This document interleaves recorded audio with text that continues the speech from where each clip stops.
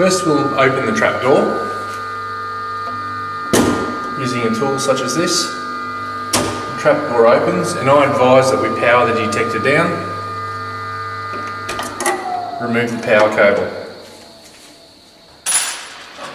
You're going to need a Phillips screwdriver to get these two screws off the front to release the cover. Once those two screws are removed, the cover simply edges out and slides out to the left hand side.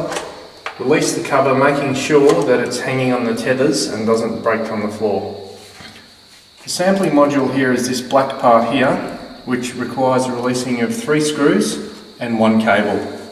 So first we'll locate this cable here, and it's on a small connector. We can just simply squeeze that down and pull the cable out. It's self-locating and can only go in one way. Move that cable out of the way. And then we can use another screwdriver, possibly a flat blade screwdriver, to remove the 3 screws of the sampling module. Okay, with these 3 screws released, we simply grab the sampling module and gently tease it out to the front of the detector.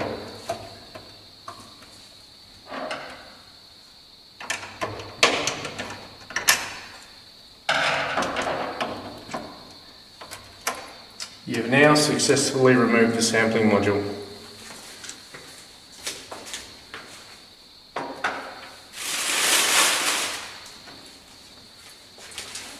Okay, to put the sampling module into the detector, you need to locate it where the 3 screws will line up.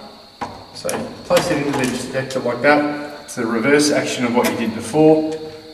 Lining the screws up, push it firmly and you'll feel it locate into place. It's a nice firm feel, and then you can tighten the screws. Then you'll have to just plug the cable in. The cable's very close to the back, so you might have to put a screwdriver behind to stop the plug from going all the way in. Locate the position of the cable.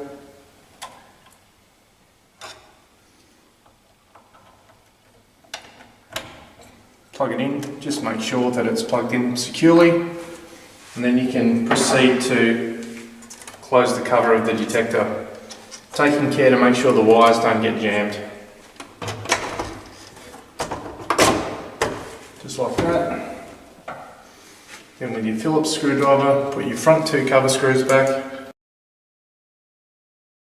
Power the detector back up.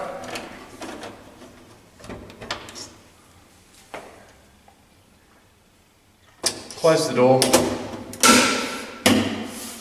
Wait for the aspirator to come on. That will indicate that the sampling module is firmly in place.